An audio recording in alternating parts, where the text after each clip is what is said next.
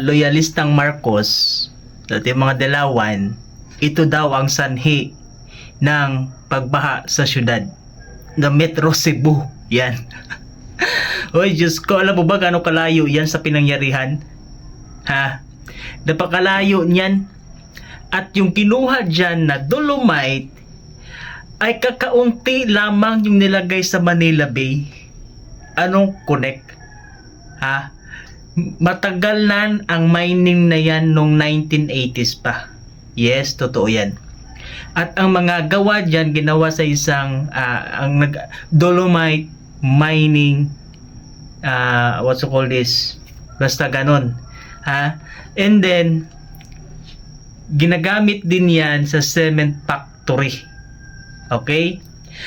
Alam mo, yan kasi sila sisi kasi nga yan daw yung ginagamit dun sa Dolomite Beach na nasa Manila Bay, correct, but it's just a little bit part of it.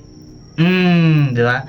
At kung titingnan mo sa mapa, huy, Diyos ko, makinig ka, kung titingnan mo sa mapa, napakalayo niyan sa distansya doon sa pinangyarihan ng baha.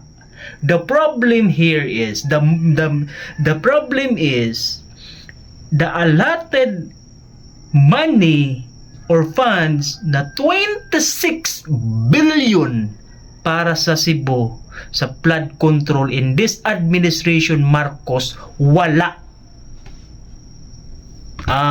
Diba? Ngayon sising-sisi kayo. Itong dahilan kasi si Duterte ganito ganyan kinalbo. Hoy, and that was 1980s pa nagsimula ang dolomite mining company dyan sa Cebu. Diba?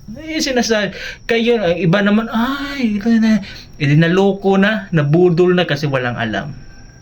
Bakit alam ko yan? Ayaw mo sa Cebu yung Talamban?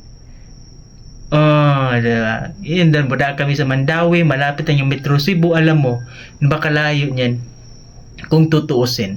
Ha? Diba? So dapat kung may malaking bahaman, doon sana nangyari yun sa may kung saan kinuna ng mining. Hindi nasa Metro Cebu, Mandawi, Talisay, Liloan. So, bawa na lang yung ito pa yung mataba na parang baboy, malaking bukha. Ganito. Hilom gabayot ka ng agi nimo.